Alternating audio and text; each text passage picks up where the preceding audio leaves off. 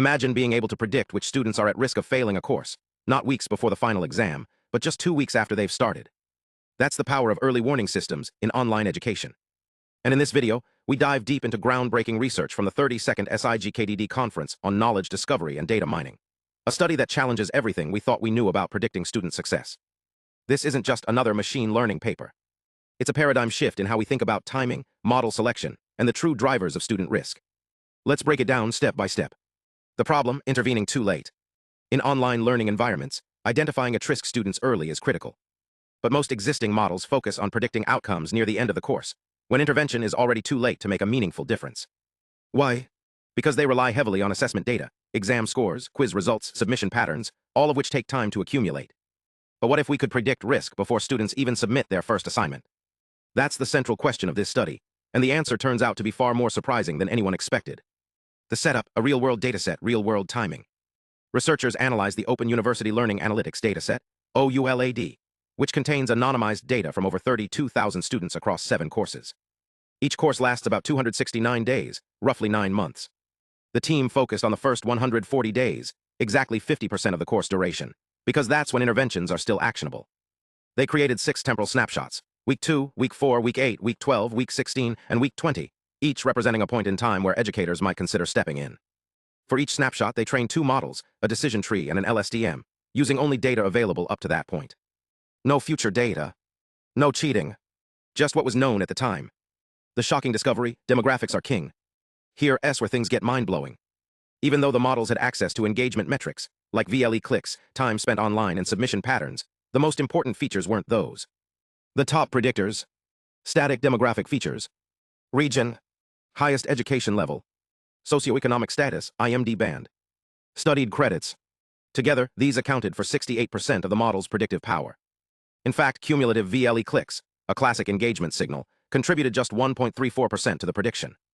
And that's despite the fact that click counts increased by 370% from Week 2 to Week 20.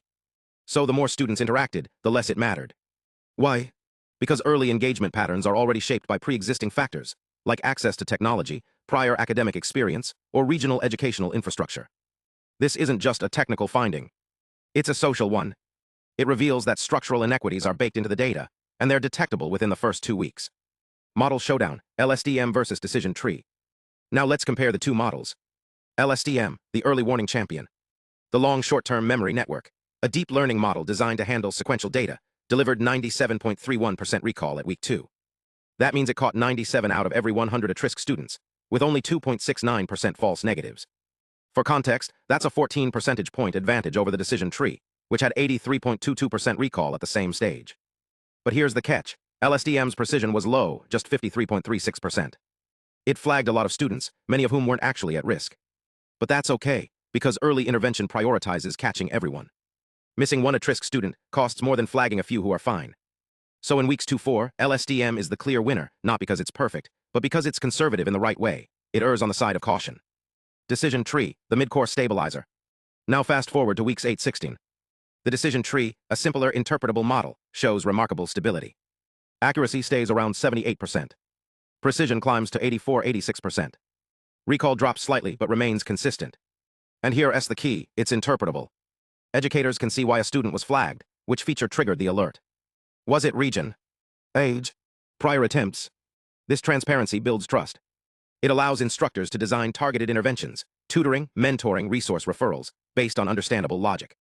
So during the mid-course phase, when schools are allocating time, staff, and budget, decision tree is ideal. It's not the most accurate, but it's the most predictable and actionable. Late course precision, LSTM returns. By Week 20, halfway through the course, both models converge on similar recall, 68%. But now the goal shifts. At this stage, educators already have strong intuition about who's struggling. They've seen assignments, grades, and participation.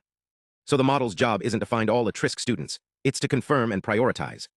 And here LSTM wins again, achieving 90% precision, compared to decision tree's 86%. That means 9 out of every 10 students flagged by LSTM are truly at risk. It's not perfect, it still misses 32%, but the ones it does flag are high-confidence candidates. This is where the model doesn't replace judgment, it reinforces it. It's like a second opinion. Yes, we're already suspicious of student X, and the model agrees. Why 50%? Why not more? Why stop at Week 20? Because beyond that, predictions become less useful. By halfway through the course, many students have already failed or withdrawn. Grades are starting to solidify. Observations are clear, predicting outcomes at week 24 or 26. That's not intervention, that's documentation. The first half of the course is the critical window, the only time when early signals can actually change outcomes. And the research confirms it. Early signals, weeks 2-4, contain most of the predictive information. You don't need to wait for assessments. You don't need to wait for engagement patterns to stabilize. Just pre-enrollment demographics, region, age, prior education, are enough to make a reliable early prediction. The model selection framework, one size doesn't fit all. This study doesn't just compare models, it gives you a decision framework. Weeks 2-4, prioritize recall right arrow use LSTM. Catch every at-risk student, even if you flag some false positives. Enable intervention 2-6 weeks earlier than assessment-based approaches. Weeks 8-16, prioritize balance and interpretability right arrow use decision tree. Stable performance. Clear logic. Trusted by educators. Ideal for strategic resource allocation. Week 20, prioritize precision right arrow use LSTM. High confidence flags to support educator judgment. Confirm what you already suspect. This isn't about finding the best model. It's about choosing the right tool for the right moment. And that's a game changer for educational institutions. Implications beyond the algorithm. This research has deep implications, not just for AI, but for equity, policy, and pedagogy. Assessment-free prediction is possible. You don't need first quiz scores to act. Early intervention is not only feasible, it's essential. Demographics drive outcomes, not just behavior. That means we must address systemic barriers, not just student effort. Model choice should reflect the stage of the course. One-size-fits-all systems fail. And perhaps most importantly, the data is telling us something urgent. Students from certain regions, with lower socioeconomic status and less prior academic exposure are statistically more likely to struggle, not because they're less capable, but because the system isn't set up to support them. So the model isn't just predicting risk, it's revealing structural inequality in real time.